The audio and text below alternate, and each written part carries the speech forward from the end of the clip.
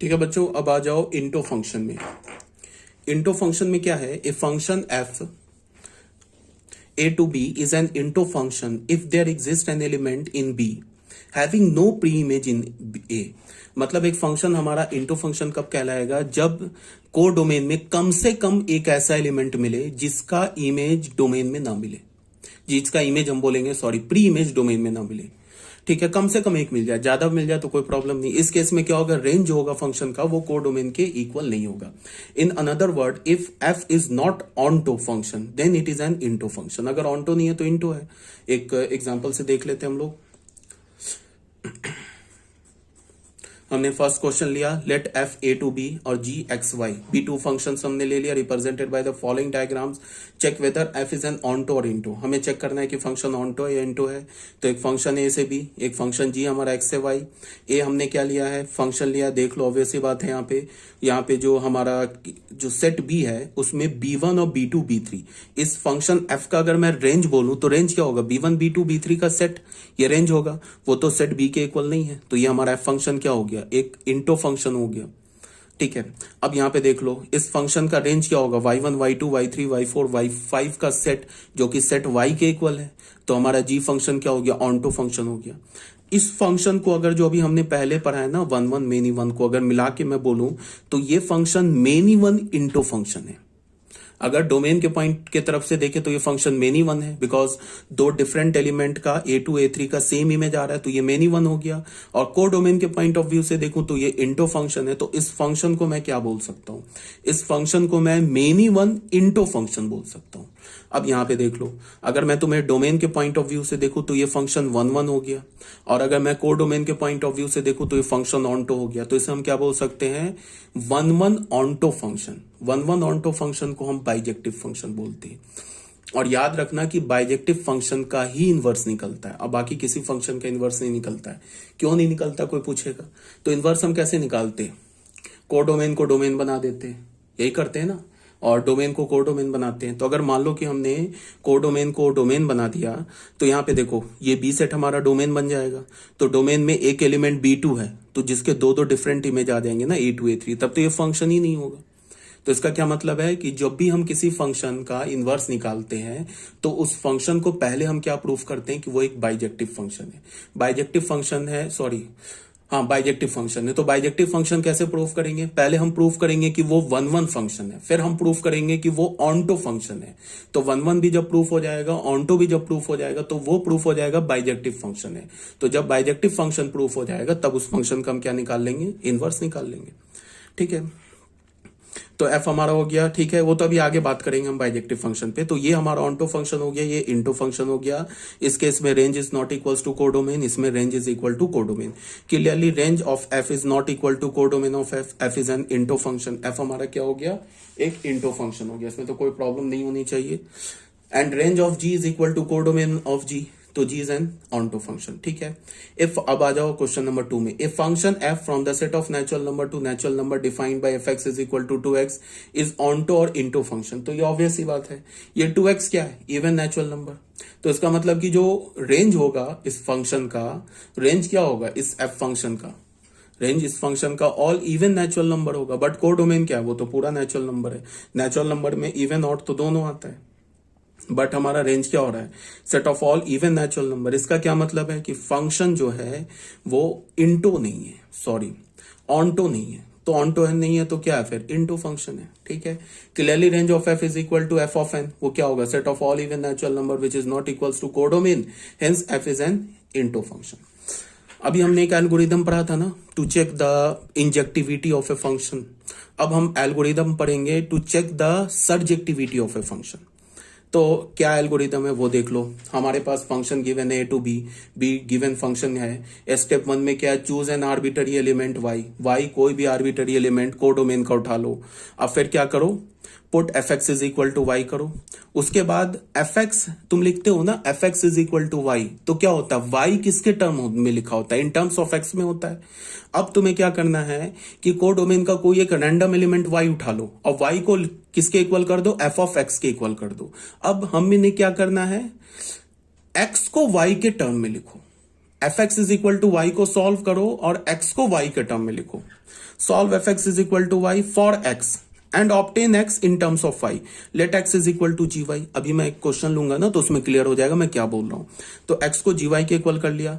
अब यहां पे देखो, if for all values of y, y के हर एक वैल्यू के लिए जो कोडोमेन का एलिमेंट है, the value of x obtain from x is equal to g y are in A, domain में है, then f is unknown to. ये क्या बोला, ये 3 लाइन में क्या बोला कि हमने वाई के कोडोमेन के हर एक वाई के लिए हमें एक ऐसा x मिल रहा है जो x फंक्शन के डोमेन में एग्जिस्ट कर रहा है, तो फंक्शन ऑनटो हो जाएगा। मान लो कोडोमेन में कोई एक ऐसा y मिल रहा है जिस y का हमें के क्रॉसपॉन्डिंग x ही नहीं मिल रहा है, तो फिर फंक्शन इंटो हो जाएगा।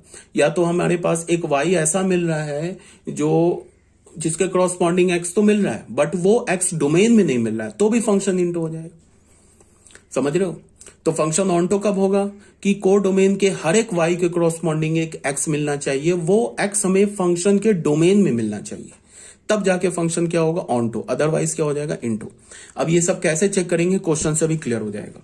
If there are some element of y कोई एक एलिमेंट है कोडोमेन का, for which x given by, ये जो हमने x को y के टर्म में लिखा ना, is not in A, then f is not onto. ठीक है, इसको देख लेते हैं। Discuss the surjectivity of the following function. इन सारे फंक्शन का हमें सर्जेक्टिविटी डिस्कस करना है। हमारे पास एक फंक्शन है R2R, from the set of all real number to the set of all real number, given by क्या, F x is equal to X cube plus 2 for all X belongs to R। तो क्या बोल रहा है, F हमारे पास function है, ठीक है, तो सर्जेक्टिविटी चेक करना है। तो हमने क्या किया, let y with arbitrary element of R, हमने फंक्शन के कोडोमेन का कोई भी एक आर्बिटरी एलिमेंट y उठा लिया। फिर मैंने क्या बोला, एफ एक्स को y के इक्वल कर दो, तो फिर क्या हो जाएगा, x cube plus 2 is equal to y हो जाएगा। तो यहां से x का वैल्यू क्या हो जाएगा, y minus 2 to the power 1/3। अब बताओ, तुम कोई भी रियल नंबर कोडोमेन का कोई भी y उठाओ, x तो डिफाइंड है ना, देख लो ना, कोई भी y डालो x का तो वैल्यू मिल जाएगा। वो x कहां मिलेगा, वो भी तो रियल नंबर ही मिलेगा ना। ऐसा थोड़ा ना y का हम कोई, ये क्यूब रूट है, ठीक है, क्यूब रूट है, तो ऐसा नहीं होगा कि ये किसी निगेटिव के लिए नॉट डिफाइंड हो जाए, तो निगेटिव पॉजिटिव सबके लिए डिफाइंड होगा। तो कोडोमेन का तुम कोई भी y उठाओ, उसके क्रॉसपॉन्डिंग y माइनस 2 का क्यूब रूट, वो जो x आएगा वो x क्या होगा, रियल ही नंबर होगा। और रियल नंबर होगा तो इसका मतलब कि फंक्शन के डोमेन में एग्जिस्ट करेगा। और यहाँ पे तो ये सारे y के लिए डिफाइंड, ऐसा तो नहीं है किसी y के लिए x नहीं मिलेगा। तुम कोई भी रियल नंबर y डालो, उसके क्रॉसपॉन्डिंग जो x मिलेगा वो भी तो रियल नंबर होगा। वो रियल नंबर कहां से होगा, फंक्शन के डोमेन से होगा। तो यही बात लिखा है, clearly for all y belongs to R, y minus 2 to the power 1/3 is a real number such that. अब यहाँ पे ये जो लाइन है ना, इसको ध्यान से देखो क्या बोला जा रहा है, इस लैंग्वेज को समझो। यहां से जो लिखा है ना क्लियरली के बाद यहां तक, इस लैंग्वेज को समझो, देखो क्या बोला जा रहा है। Clearly for all y belongs to R, हम कोई भी y ले ले कोडोमेन का, तो एक x एग्जिस्ट करेगा। x का वैल्यू क्या होगा, y minus 2 to the power 1/3। समझ लो बात को, अगर हमने y का वैल्यू 4 लिया ना, तो फिर x का वैल्यू क्या होगा, 4 माइनस 2 का क्यूब रूट। तो यही बात बोला है, clearly for all y belongs to R, y minus 2 to the power 1/3 is a real number. सबसे पहले बोला कि ये क्या लिखा है, ये x के इक्वल लिखा है, ये तो x है ना। अगर हम कोई भी y ले ले, रियल नंबर का एलिमेंट ले ले, तो y माइनस 2 का जो क्यूब रूट होगा इज अ रियल नंबर, ये हमारा रियल नंबर होगा। तो इसका मतलब x रियल नंबर होगा, और उस x को अगर हम फंक्शन में डालेंगे तो y मिल जाएगा। मतलब क्या है कि हमने कोई भी y का वैल्यू लिया तो उसके क्रॉसपॉन्डिंग हमें ये x मिला, y कोई भी लिया तो उसके क्रॉसपॉन्डिंग ये x मिला। x का वैल्यू क्या, y माइनस 2 का क्यूब रूट। अब उस x को अगर हम फंक्शन में डालें तो y मिल जाएगा। इसका क्या मतलब हो गया कि कोडोमेन के हर एक एलिमेंट का प्री इमेज एग्जिस्ट कर रहा है, तो फंक्शन क्या हो गया, ऑनटो। तो f ऑफ x क्या होगा, x की जगह किसके इक्वल डाला, हमने ये डाला, उसके बाद हमने कैलकुलेट किया तो हमें y मिल गया।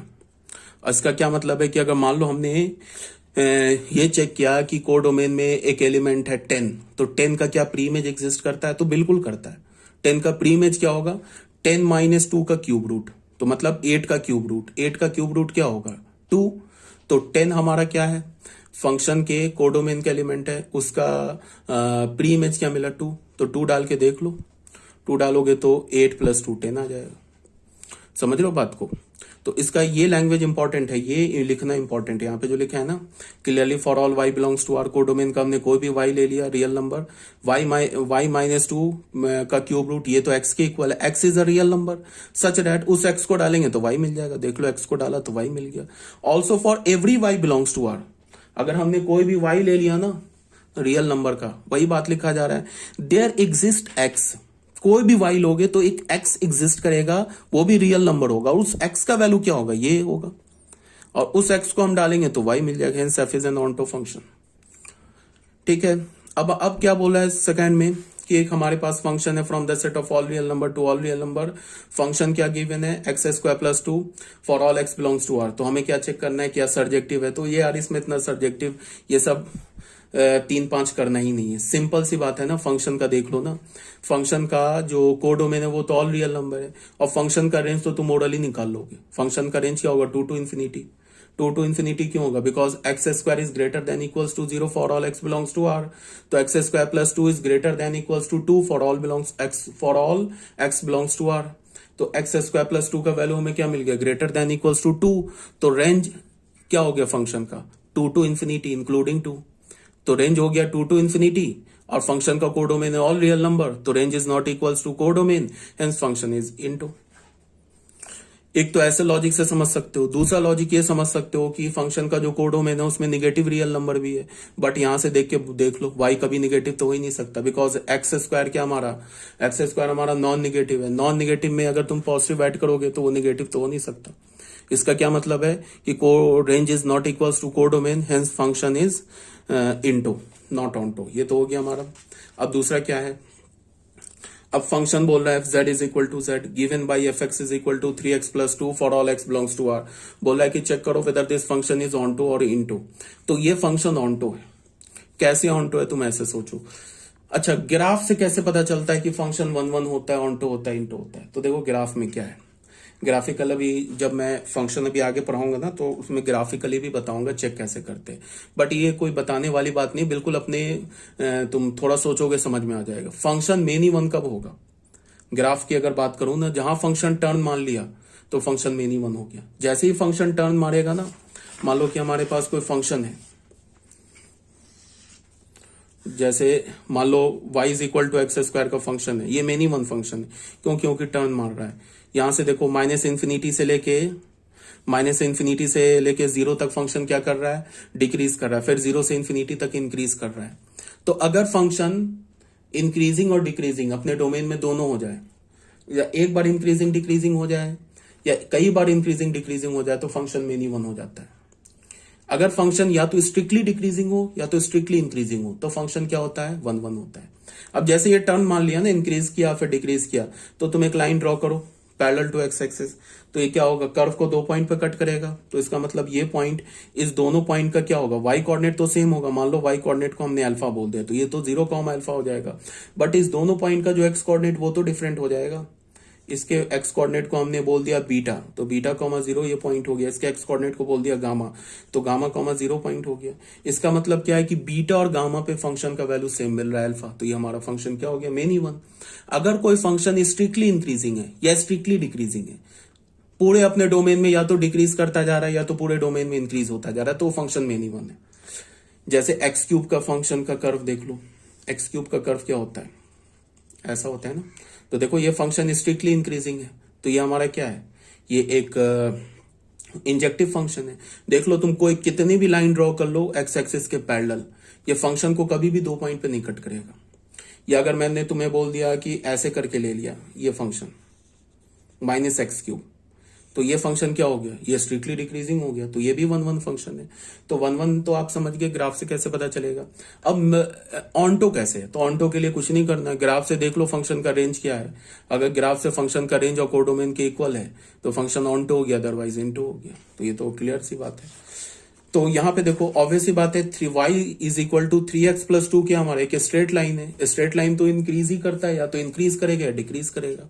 अगर स्ट्रेट लाइन का स्लोप पॉजिटिव होगा तो वो स्ट्रेट लाइन क्या होगा हमारा, इंक्रीजिंग होगा अपने डोमेन में। स्ट्रेट लाइन का, अच्छा ये जो फंक्शन दे रखा है ऑल रियल नंबर पे नहीं दे रखा है तो भी कोई प्रॉब्लम नहीं है। ये फंक्शन हो जाएगा 1 इंटो फंक्शन हो जाएगा ये, ये जो फंक्शन होगा 1 1 इंटू फंक्शन हो जाएगा। क्यों बता रहा हूं, तो सबसे पहले बात क्या है, ये all real number to all real number होता है। सबसे पहले एक काम करो, ये आर टू आर अज्यूम करो, आर टू आर, अभी जेड को एक मिनट के लिए हटाओ, आर टू आर अज्यूम करो। ये तो फिर स्ट्रेट लाइन है, तो हमें पता है कि अगर स्लोप पॉजिटिव होगा तो फंक्शन क्या होगा, इंक्रीजिंग होगा, स्लोप निगेटिव होगा तो फंक्शन क्या होगा, डिक्रीजिंग होगा। दोनों केस में फंक्शन क्या होगा, स्ट्रिक्टली इंक्रीजिंग होगा या तो स्ट्रिक्टली डिक्रीजिंग होगा। तो फंक्शन क्या हो गया 1 1। अब अगर तुम स्ट्रेट लाइन ड्रॉ करोगे तो पता है ना स्ट्रेट लाइन का जो रेंज होता है वो क्या होता है, all real number. Straight line का रेंज ऑल रियल नंबर, तो कोडोमेन के इक्वल हो गया। तो इसका मतलब स्ट्रेट लाइन का जो लीनियर फंक्शन होता है वो लीनियर फंक्शन हमेशा क्या होता है, 1 1 ऑन्टो फंक्शन। मतलब लीनियर फंक्शन हमेशा एक बाइजेक्टिव फंक्शन होता है। कब, जब हमारे पास उस फंक्शन का domain codomain all real number के इक्वल हो तब। बट यहां पे क्या है, ये लीनियर फंक्शन है बट इसका डोमेन क्या दे रखा है, इंटीजर दे रखा है, और कोडोमेन भी इंटीजर दे रखा है। तो ये ऑब्वियस सी बात है कि अगर तुम डोमेन में से कोई भी एक एलिमेंट उठाओ, तो डोमेन से एलिमेंट उठाओगे तो मान लो हमने डोमेन से 4 उठाया, तो 4 इंटू 3 भी इंटीजर होगा, +2 भी इंटीजर होगा, इंटीजर प्लस इंटीजर भी इंटीजर ही होता है। तो y का वैल्यू तो हमेशा इंटीजर आएगा ना, y का वैल्यू नहीं, ये फंक्शन हमारा बाइजेक्टिव फंक्शन है, गलत बोल दिया, इंटो नहीं है तो ऑन्टो भी आ रहा है साथ में। ये बाइजेक्टिव फंक्शन है, ये हमारा 1 1 ऑन्टो फंक्शन है। तो देखो हमारा, अगर यहां पे मैं ना इस फंक्शन के ऐसे में ले लेता, देखो बता ही देता हूं ना, fx को मैं ऐसे ले लेता, देखो f फंक्शन में r2r ले लेता और मैं ऐसे डिफाइन करता fx is equal to 4x + 3। तो इसमें कोई शक ही नहीं है, ये हमारा सीधे बाइजेक्टिव फंक्शन हो गया। बाइजेक्टिव फंक्शन क्यों हो गया, देख लो, x का वैल्यू 0 डालेंगे तो y का वैल्यू हमें 3 मिलेगा, तो 0,3 यहाँ पे कोई पॉइंट होगा। y का वैल्यू 0 डालेंगे तो x का वैल्यू क्या मिलेगा, -3/4 कोई पॉइंट यहाँ पे होगा। तो ये हमारा फंक्शन का ग्राफ आ गया। तो ग्राफ आ गया तो देख लो, स्ट्रिक्टली क्या हमारा इसका स्लोप क्या है, पॉजिटिव है। तो स्लोप पॉजिटिव है तो ये हमारा फंक्शन क्या हो गया, स्ट्रिक्टली इंक्रीजिंग हो गया। और देख लो रेंज और कोडोमेन तो सेम है, इसका मतलब ये फंक्शन क्या हो गया, हमारा बाइजेक्टिव फंक्शन हो गया। अब अगर हमने ऐसे लिखा, f z टू z लिया, या z की जगह r ले लो। अब अगर मैं बोलूं कि ऐसे हमारा फंक्शन है, अब बताओ ये क्या है, तो ये तो 1 1 तो फंक्शन है ही, ठीक है, और साथ में हमारा क्या हो जाएगा, फंक्शन इंटो फंक्शन हो जाएगा। क्यों, बिकॉज ये जो y होगा ना, ये हमेशा इंटीजर आएगा। x कोई भी डोमेन से इंटीजर उठाओ, 4x + 3 हमेशा इंटीजर आएगा, बट को डोमेन क्या, ऑल रियल नंबर। तो ये क्या हो जाएगा, 1 1 इंटो फंक्शन। बट यहां पे हमारे पास f z से z है, ठीक है, तो ये हमारा फंक्शन क्या है, fx is equal to 4x + 3। तो अगर हम इसको प्रोसीजर जो है 1 1 चेक करने का, उसके लिए हमने x1 और x2 कोई भी 2 रैंडम एलिमेंट उठाया, तो हमें क्या मिल जाएगा, fx1 is equal to fx2 क्या, तो हमें क्या मिल जाएगा, 4x1 + 3 is equal to 4x2 + 3। तो यहां से हमें मिल गया x1 is equal to x2, तो फंक्शन हो गया 1 1। अब बाइजेक्टिव प्रूफ का, ये ऑन्टो प्रूफ करने के लिए हमने क्या किया, y is equal to fx किया। तो y किसके इक्वल है, 4x + 3 के इक्वल है। फिर x को y के टर्म में लिखा तो क्या हो गया, y - 3/4। अब देखो तुम कोई भी इंटीजर डालो y, तो x का वैल्यू जो मिलेगा वो भी इंटीजर नहीं, ये इंटो हो जाएगा। अच्छा, किसी भी इंटीजर के लिए x जो होगा वो जोड़ी नहीं कि इंटीजर मिले। मान लो x का वैल्यू हमने 5 उठा लिया, तो 5 - 3/2, तो 5 - 3/2 क्या हो जाएगा, 5 - 3/4 तो क्या हो जाएगा, 2/4। 2/4 तो मिलेगा 1/2, तो y 1/2 क्या हमारा, तो इंटीजर नहीं है। इसका क्या मतलब होगा, ये फंक्शन 1 1 इंटो फंक्शन हो जाएगा। मतलब ये जो क्वेश्चन है ना हमारा, ये 1 1 इंटो फंक्शन है, ठीक है, समझ रहे हो बात को। तो यही बोला जा रहा है यहाँ पे क्या बोला गया कि let y be an arbitrary element z in codomain. fx को हमने y के इक्वल किया तो हमें क्या मिल गया, 3x + 2 is equal to y। अच्छा, 1 1 तो है ही, ऑन्टो चेक करना हमें। तो x का वैल्यू हमें क्या मिल गया, y - 3/2। अब देखो ये y क्या है हमारा, y कहां से आएगा, ये तो कोडोमेन से आएगा। कोडोमेन क्या हमारा, इंटीजर है, तो हमने 5 उठा लिया, या यहाँ पे y का वैल्यू 0 उठा लिया, तो x का वैल्यू तो हमें -2/3 मिल गया। बट -2/3 तो डोमेन में है नहीं, 10 y is equal to 0। y का वैल्यू अगर हमने 0 लिया तो 0 तो है ना कोडोमेन में, बट 0 का प्री इमेज एग्जिस्ट नहीं कर रहा है। इसका क्या मतलब है कि इस फंक्शन का जो रेंज है वो कोडोमेन के इक्वल नहीं है। तो रेंज जब कोडोमेन के इक्वल नहीं है तो फिर फंक्शन क्या हो गया, फंक्शन हमारा बन गया इंटो फंक्शन हो गया। ठीक है, क्वेश्चन नंबर 2 में आ जाओ।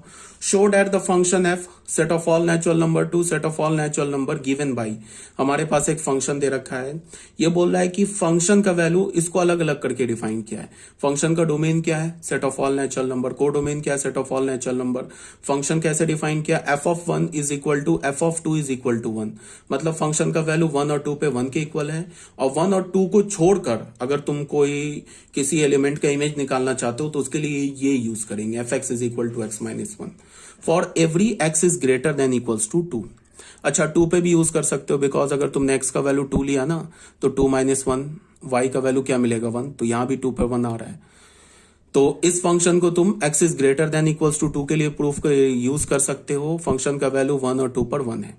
फंक्शन का डोमेन नेचुरल नंबर है, कोडोमेन नेचुरल नंबर है। तो सबसे पहली बात, ये फंक्शन मेनी 1 हो गया। मेनी 1 तो गिवन ही है, बिकॉज 1 और 2 पर फंक्शन का वैल्यू 1 के इक्वल है, तो फंक्शन तो मेनी 1 हो गया। ये एनसीईआरटी का क्वेश्चन है।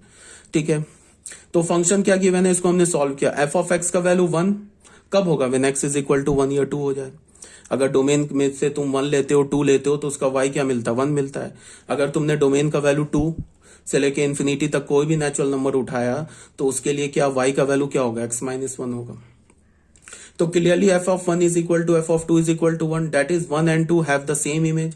1 और 2 पे सेम इमेज है। सो फंक्शन जो है हमारा set of all natural number to set of all natural number is a many 1 function. ये तो मेनी 1 क्वेश्चन में ही गिवन है। अब हमें क्या प्रूफ करना है, चेक करना है, इज ऑनटो बट नॉट 1 1। ये हमें दिखाना है कि फंक्शन ऑनटो है बट 1 1 नहीं है। 1 1 नहीं है तो यहीं पे से पता चल गया। अब हमें क्या प्रूफ करना है कि फंक्शन ऑनटो है। तो तुम ऐसे सोचो, यहां पे देखो क्या लिखा है, also let y be an arbitrary element in natural number. Codomain का हमने कोई भी क्या ले लिया, आर्बिटरी नेचुरल नंबर ले लिया। ठीक है, अब एफ ऑफ एक्स किसके इक्वल है, वाई के इक्वल है। तो एफ ऑफ एक्स किसके इक्वल है, एक्स माइनस 1, तो एक्स माइनस 1 को वाई के इक्वल किया तो एक्स का वैल्यू क्या हो गया, वाई प्लस 1। अब वाई हम जो एलिमेंट हमने लिया है ना वो क्या लिया है, 2 या 2 से ग्रेटर, कोई भी हमने वाई ले लिया कोई भी हमने y ले लिया 2 या 2 से ग्रेटर लिया तो उसके क्रॉसपॉन्डिंग देखो। ऑन टू प्रूफ करने का क्या मतलब है, ऑन टू प्रूफ करने का ये मतलब है कि हमें ये दिखाना है ना कि फंक्शन का जो रेंज है वो को डोमेन के इक्वल है। अच्छा, एक बात से तुम लोग कंफ्यूज मत कर जाना, अगर फंक्शन ऐसे भी हो सकता है, मतलब ये इसमें मत कंफ्यूज कर जाना। मान लो यहां पे एलिमेंट है 1 2 3 4 5, ये है 6 7 8। अगर ऐसे करके है ना फंक्शन, मान लो ऐसे फंक्शन है, 2 का भी इमेज 3, 4 का भी इमेज 6, 5 का इमेज 7 और यहाँ पे 9 ले लिया, 9 का इमेज भी 8। चलो मैं बड़ा बनाता हूँ यार, तुम लोग को मोबाइल पे दिखेगा नहीं। 1 2 3 4 5 6 7 8। अगर मैंने ऐसे ले लिया ना तो ये भी फंक्शन हमारा ऑनटो हो गया ना। ये हमने अगर एफ फंक्शन ले लिया ए टू बी सेट पे तो ये भी फंक्शन ऑनटो। एक काम करते हैं, ये 4 को हटा लेते हैं, ये फंक्शन हमारा, ये तो इंटो फंक्शन हो गया। ये हमारा क्या हो गया, 4 का इमेज 7 ही लेते हैं तो ये हमारा फंक्शन इंटो हो गया। ठीक है, या फिर तुम ऐसे बोल लो कि 4 का इमेज 7 ना लेके हमने 4 का इमेज 8 ले लिया, 7 को हटा दिया तो फंक्शन ऑनटो हो गया। तो यहां पे क्या मैं बोल रहा हूं, कंफ्यूज नहीं करना है कि को डोमेन में जरूरी नहीं है। कुछ बच्चों के दिमाग में क्या आता है कि अगर फंक्शन ऑनटो है ना, अगर फंक्शन ऑनटो है तो जितने एलिमेंट डोमेन में होंगे उतने ही एलिमेंट को डोमेन में होने चाहिए। वो ऐसे सोचेंगे, अच्छा को डोमेन के हर एक एलिमेंट का प्री इमेज मिल रहा होगा, इसका क्या मतलब है कि को डोमेन में जितने एलिमेंट होंगे उतने ही एलिमेंट डोमेन में होंगे। तो इसी बात को मैं बता रहा हूं कि ऐसी बात, ऐसा कोई जरूरी नहीं है। ऐसा भी हो सकता है कि को डोमेन में कम एलिमेंट हो और डोमेन में ज्यादा एलिमेंट है, जो फॉर एग्जांपल यहां पे मैंने दिया है। इसमें देख लो, को डोमेन में 5 एलिमेंट्स हैं, को डोमेन में 3 एलिमेंट्स है, तब भी फंक्शन ऑनटो है। ये हर बात जोड़ी नहीं है कि फंक्शन में डोमेन और को डोमेन में एलिमेंट सेम हो तभी जाके फंक्शन ऑनटो होगा। हाँ, एक बात ये जरूरी है कि अगर कोडोमेन में ज्यादा एलिमेंट है और डोमेन में कम एलिमेंट है तो फंक्शन कभी भी ऑन्टो नहीं हो सकता है। अगर कोडोमेन में मैं 5 एलिमेंट दे दूं और डोमेन में मैं 4 एलिमेंट दे दूं तब फंक्शन कभी ऑन्टो नहीं हो सकता है। बट अगर डोमेन में कम एलिमेंट है, कोडोमेन में कम एलिमेंट है, डोमेन में ज्यादा एलिमेंट है तो फंक्शन ऑन्टो बिल्कुल हो सकता है, बट उसका रिवर्स ट्रू नहीं है। इसको मैं कंफ्यूज नहीं करना। अब यहां पे मैं क्या बोल रहा था, यहां पे मैं ये बोल रहा था कि हमने y कोई भी रैंडम एलिमेंट उठा लिया कोडोमेन का, तो फिर fx को y के इक्वल किया तो x का वैल्यू क्या मिल गया, y+1। अब तुम कोई भी y का वैल्यू ले लो, एनी नेचुरल नंबर, तो x हमें क्या मिलेगा। अगर तो हम कोई भी y का, मान लो y का वैल्यू 10 ले लिया तो x का वैल्यू 11 मिल जाएगा। इसका मतलब क्या है कि y का तुम कोई भी वैल्यू लो, कोडोमेन का कोई भी y, वहां से कोई भी y उठाओ तो उसके करस्पॉन्डिंग x हमें मिल जाएगा, और जो x मिलेगा वो डोमेन में ही मिलेगा। तो इसका मतलब क्या है कि सारे y का प्री इमेज हमें मिल रहा है डोमेन में। तो इसका मतलब क्या हो गया कि फंक्शन ऑन्टो हो गया।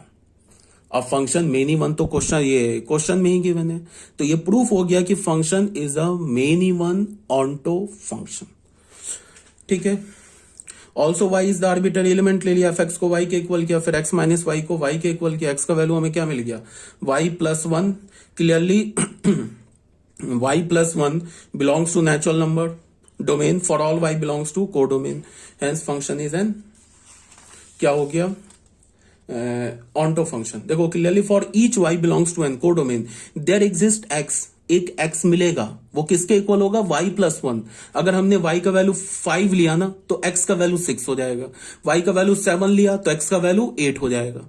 तो अगर y का वैल्यू 7 लिया तो x का वैल्यू 8 हो जाएगा, मतलब y के वैल्यू से में 1 ऐड कर दोगे तो x का वैल्यू आ जाएगा। तो यहां पे क्या बोल रहा है, clearly for each y belongs to natural number codomain में देयर एग्जिस्ट x, एक x एग्जिस्ट करेगा जिसका वैल्यू y+1 के इक्वल होगा, जो कि नेचुरल नंबर का एलिमेंट होगा डोमेन का, such that f of x, मतलब उस x को डालोगे तो वो y मिल जाएगा।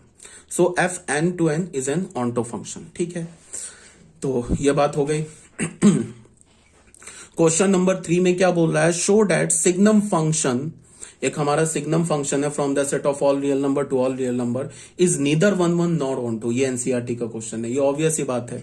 सिग्नम फंक्शन का तुम्हें अगर ग्राफ याद होगा तो सिग्नम फंक्शन का ग्राफ क्या होता है, सिग्नम फंक्शन का यही होता है ना ग्राफ, ये तो अभी पढ़ाया तुम लोग को 11th में भी, सिग्नम 0 पर 0 यही होता है ना ग्राफ सिग्नम फंक्शन का। तो देख लो इस फंक्शन का अगर रेंज बोलूं तो रेंज क्या होगा, -1 0 1 which is not equals to real number. अब यहां पे देख लो x का वैल्यू ग्रेटर देन 0 लोगे तो fx का वैल्यू हमें 1 मिलेगा, ये 1 है -1 है। अगर तुम x का वैल्यू 0 लोगे तो fx का वैल्यू हमें क्या मिलेगा, 0 मिलेगा। x का वैल्यू लेस देन 0 लोगे तो fx का वैल्यू हमें क्या मिलेगा, -1। यहां देख लो ना, ऐसे इन्फिनाइट रियल नंबर है जिस पर इमेज 1 आ रहा है, सारे पॉजिटिव रियल नंबर का इमेज 1 आ रहा है, सारे नेगेटिव रियल नंबर का इमेज -1 आ रहा है, और 0 का इमेज 0 आ रहा है। ठीक है, तो इसका मतलब क्या हो गया, मेनी वन इंटो फंक्शन हो गया। तो इसी बात को यहाँ पे लिखा हुआ है कि शो दैट सिग्नम फंक्शन, जो हमारा सिग्नम फंक्शन है f(r)(r) is neither 1 1 nor onto, ना ही ये 1 1 है ना ही ऑन्टो है। 1 1 क्यों नहीं है भाई, 1 1 इसलिए नहीं है कि सारे पॉजिटिव रियल नंबर का एक ही में जा रहा है, सारे नेगेटिव रियल नंबर का एक ही में जा रहा है। ऑन्टो इसलिए नहीं है क्योंकि फंक्शन का कोडोमेन तो ऑल रियल नंबर है, बट इसका रेंज क्या है, -1 0 1, जो कोडोमेन के इक्वल नहीं है, तो फंक्शन क्या हो गया, इंटो।